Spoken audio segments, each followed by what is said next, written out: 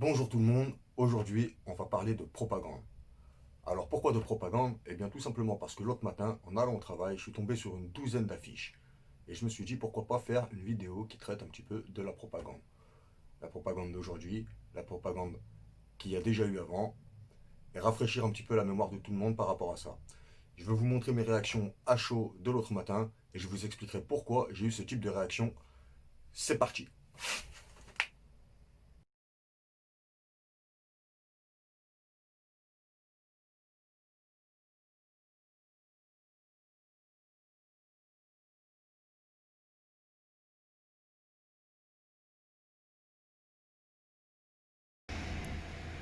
Plus on est de fous, plus on rit.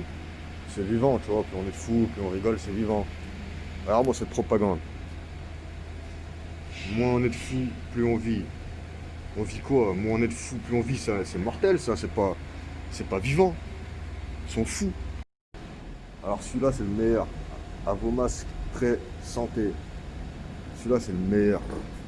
Plus tu mets ton masque, plus tu t'affaiblis ton système immunitaire. Elle est où la santé? Oh, cette propagande, elle est abusive. Moi, ce qui me fait peur avec leurs conneries, c'est que si jamais il y a vraiment des gens qui tombent dans le panneau, tu vois, moins on est de fous, plus on vit. Ça veut dire c'est qui? C'est moi le fou. Je suis le fou parce que je mets pas mon masque, parce que je fais pas les gestes barrières. Et oui, et parce que, tu vois, mettez vos masques à vos masques pré-santé. Ça veut dire en vrai je suis un fou parce que je mets pas mon masque et que je protège pas ma santé. Alors que c'est justement en ne mettant pas mon masque que je protège ma santé puisque je permets à mon corps d'interagir avec l'extérieur. C'est en ne lavant pas mes mains tout le temps, en ayant la même vie que j'ai toujours eue depuis toujours, que je permets à mon corps de continuer de savoir se défendre avec ce qu'il y a à l'extérieur. Donc c'est pas moi le fou. Le fou c'est ceux qui croient ces propagandes, ces panneaux et tout. Donc franchement faites bien attention, méfiez-vous. J'espère que vous ne tombez pas dans le panneau. Le problème, c'est que plus vous allez être nombreux à tomber dans le panneau, plus les gens comme moi, on va avoir une vie très difficile. Et on va être obligé de s'affaiblir à cause des gens comme vous qui croient. Donc faites attention, s'il vous plaît. Franchement, là, ça craint. Il y en a de partout, c'est placardé de partout. Moi, pour moi, une vie où tout le monde il a peur de tout le monde, que tout le monde y met son masque, que tout le monde il affaiblit sa propre santé à cause des conneries qu'il écoute et qu'il croit. Et on va tous être vivants, oui, mais on va tous être vivants dans quel délire? On va tous être vivants comme ça, dans la peur, loin des gens, tout le temps. C'est pas une vie. Moins on est de fous, plus on vit. Ouais, mais on vit pas. Franchement, réfléchissez bien à tout ça. Sérieux, réfléchissez bien à tout ça. Arrêtez de vous faire endoctriner. Combien j'en ai entendu qui me disent ouais que je suis pas quelqu'un de respectueux, que je pense pas aux autres, etc. Allez laver votre cerveau, faites une bonne hygiène mentale, apprenez des bonnes choses. Au lieu de croire tout ce que vous entendez, au lieu de flipper, au lieu de réfléchir avec vos peurs là. Parce que moi, c'est vous et vos peurs qui me faites peur. Donc, comme vous avez pu le voir, j'étais un peu remonté. C'est vrai, en fait, moins on est de fous, plus on vit. Qu'est-ce qu'il faut comprendre dans ce message? Moins on est de fous. Déjà, c'est qui les fous? Les fous, est-ce que c'est les personnes qui mettent pas leur masque? Est-ce que c'est les personnes qui respectent pas les gestes barrières? Est-ce qu'il faut vraiment les considérer comme des fous? Ou est-ce que c'est juste des personnes qui pensent autrement? Est-ce qu'on peut pas discuter quand même avec ces personnes pour savoir pourquoi elles pensent comme ils pensent? Je pense que ce serait intéressant de le faire. Plutôt que de partir immédiatement dans la peur Regardez, aujourd'hui, je suis obligé de mettre mon masque si je veux entrer dans un magasin, faire des achats. Donc, si vous voulez, la société, c'est comme un courant. Si tout le monde y va dans la même direction, ceux qui nagent à contre-courant, ils vont quand même être entraînés, malgré eux, vers la direction dans laquelle ils ne veulent pas aller. Et moi, la direction dans laquelle je ne veux pas aller, c'est une direction dans laquelle on se retrouverait tous à justement garder tous nos distances, à pouvoir avoir des amis que sur les réseaux sociaux. Moins on est de fous, moins quoi, ça veut dire quoi moins? Qu'est-ce que tu veux faire pour qu'il y ait moins de fous? Fou, pourquoi fou? Ça veut dire à force que tout le monde se mette à penser que les gens comme moi sont des fous, alors un jour, les gens comme moi, on risquerait de terminer en HP avec un traitement, parce qu'on est fou. Pour l'instant, c'est une affiche. Pour l'instant, on n'en est pas là. Mais c'est la direction que les choses, elles prennent potentiellement. Et c'est ça qui me dérange, et c'est pour ça que je voulais faire une vidéo. Et dans cette vidéo, je voulais parler essentiellement d'un monsieur qui s'appelle Edouard Bernays. Edouard Bernays, lui, C'est quelqu'un, quand il a commencé, il avait 21 ans, donc il était tout jeune. Il avait que 21 ans, et il y a un artiste qui venait d'Europe qui voulait faire un spectacle sur la syphilis. Alors la syphilis, c'était tabou, c'était hors de question, personne n'aurait payé pour voir son spectacle. Ce que M. Bernays a fait, c'est qu'il a réuni un comité de scientifiques et de médecins, qui les a fait parler via les médias. Et finalement, tout le monde est allé voir cette scène, et tout le monde a posé de l'argent, et ça s'est très bien passé. Donc, il a compris comment manipuler l'opinion publique. Il a compris que si certaines personnes influentes passaient des messages, alors derrière, les influencés, les influençables, nous, on va pas réfléchir plus que ça. Pour choisir un autre exemple, Lucky Strike a fait appel à Monsieur Bernays. Il lui a dit voilà, Monsieur Bernays, j'ai un problème, les femmes ne fument pas.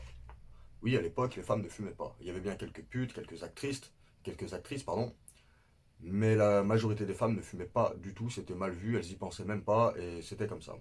Et Lucky Strike, ça ne faisait pas ses affaires. Donc, il a fait appel à Monsieur Bernays. Monsieur Bernays, il a dit écoutez, je vais voir un petit peu comment ça se passe, je vais prendre la température, et puis on va essayer de vous faire gagner ce marché-là.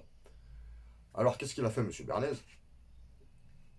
Il a regardé et il a vu que les femmes, à ce moment-là, elles réclamaient plus de liberté, elles voulaient s'émanciper, elles voulaient le droit de vote, elles voulaient pouvoir avoir un compte en banque, etc. Donc, elles faisaient plein de manifestations. Il a pris des groupes de femmes à travers toute l'Amérique, il leur a donné de l'argent, et il leur a dit voilà, je veux que vous alliez dans les manifestations, vous pétez toute votre clope en même temps, et vous défilez dans les manifestations avec votre clope.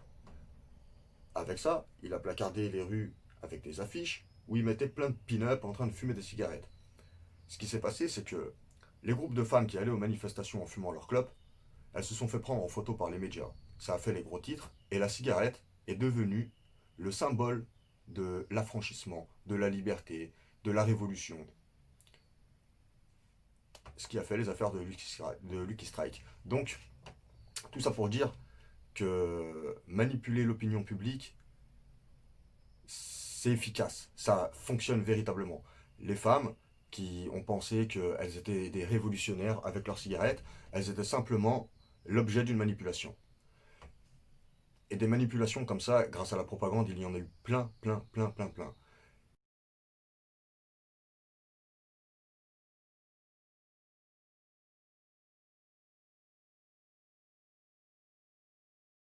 Donc voilà, c'est très facile de se faire manipuler et ça peut être vachement dangereux. Quand je vois des affiches à vos masques prêts santé, je dis pas que je possède la science infuse et que j'ai la vérité absolue.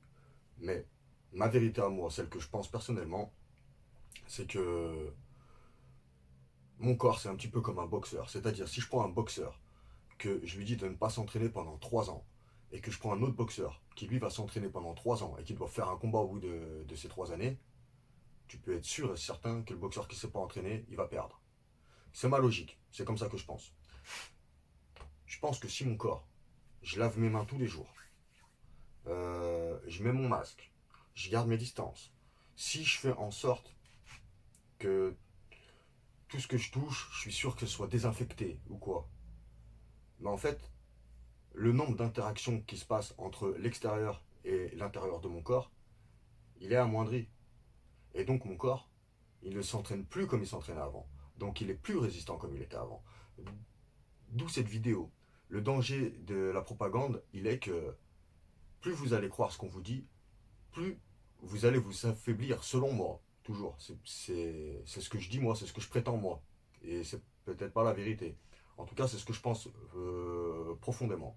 Je pense profondément que si vous mettez un masque tous les jours, que si vous lavez vos mains tout le temps, que si vous faites vraiment très attention, que vous suivez toutes les consignes qu'on vous donne, vous allez vous affaiblir. Je pense. Et aujourd'hui, entre la télé, la radio et les affiches publicitaires, il y en a de partout. Il y en a de partout.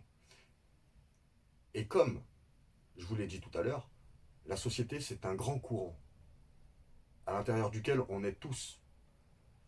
Si vous avez tous décidé de vous affaiblir, j'aurais pas le choix que de m'affaiblir aussi. Puisque même si je mets pas mon masque autant que vous, même si je me lave pas les mains autant que vous, hein, moi je me lave les mains une fois que j'ai fini de pisser ou quoi, avant de manger, mais c'est tout. J'abuse pas quoi. Je mets pas mon gel sur mes mains à chaque fois. Pour moi, c'est inutile. Enfin, c'est même pas inutile, c'est dangereux même. Donc, donc voilà. J'aimerais qu'on puisse évoluer dans une France où on est tous libres de penser ce qu'on veut penser et d'agir en conséquence de ce qu'on pense. Je pense pas être en tort en ne mettant pas de masque, en ne faisant pas les gestes barrières. Je pense que je me fais du bien à moi-même.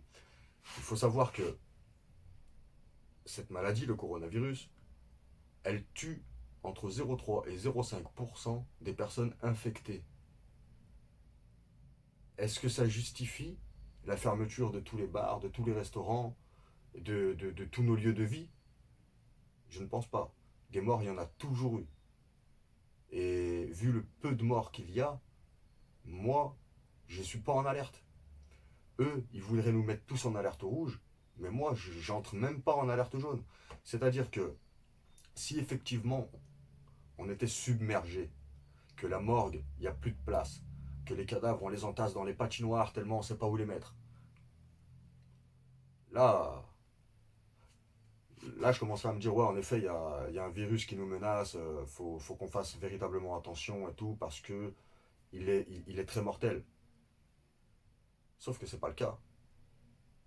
Sauf qu'on pourrait, selon moi, tous continuer de vivre comme on a toujours vécu, sans toute cette peur, sans toutes ces restrictions.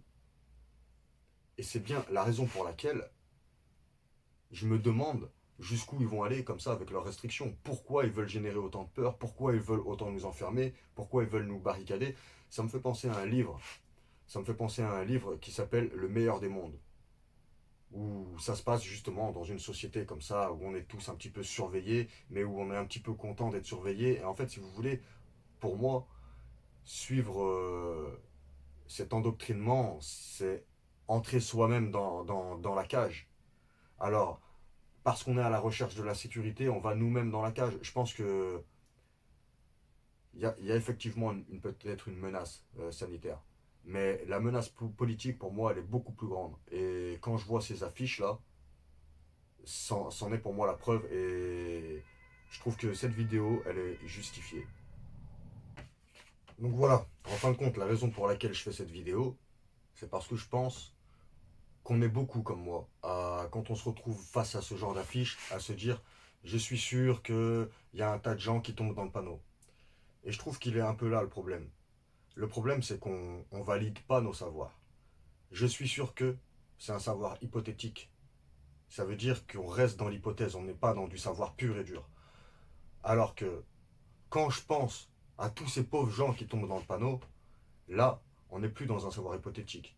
Et là, quand on sait que les gens tombent dans le panneau, alors on sent le courant nous entraîner. Comme je vous ai dit, la société c'est un grand courant et je sens le courant m'entraîner. Le fait d'être obligé de mettre mon masque, le fait d'être obligé de faire tout un tas de choses que je ne veux pas faire, le fait qu'on me mette des amendes, ça commence comme ça. Mais c'est pour vous dire, si je fais cette vidéo, c'est parce que je ne peux plus rester sans rien faire. Et j'imagine bien que cette vidéo, c'est pas grand chose et ça va rien changer. Mais si au moins ça peut me permettre d'entrer en contact avec d'autres personnes qui pensent comme moi, si on peut interagir ensemble, s'organiser, trouver des alternatives, trouver des solutions entre nous, essayer de changer les choses, il faut le faire, il faut qu'on entre en action. Et pour entrer en action, il faut sortir du savoir hypothétique. Il faut arrêter le je suis sûr que. Quand je pense que, c'est mille fois mieux, parce que vraiment, c'est ce qui me donne la motivation de présenter une vidéo comme celle-ci aujourd'hui. Parce que je pense que aujourd'hui, on doit tous se lever et faire quelque chose. On doit tous se trouver et s'organiser. Je vais faire tout un tas d'autres vidéos sur d'autres sujets, mais qui me semblent très importants aussi. En attendant, je vous souhaite une bonne journée. Réfléchissez bien. Édouard Bernays, c'est un grand monsieur. Si vous pouvez aller vous renseigner sur lui et sur ce qu'il a fait, il y a un tas de vidéos qui en parlent bien mieux que moi. Donc voilà. À la prochaine, les amis.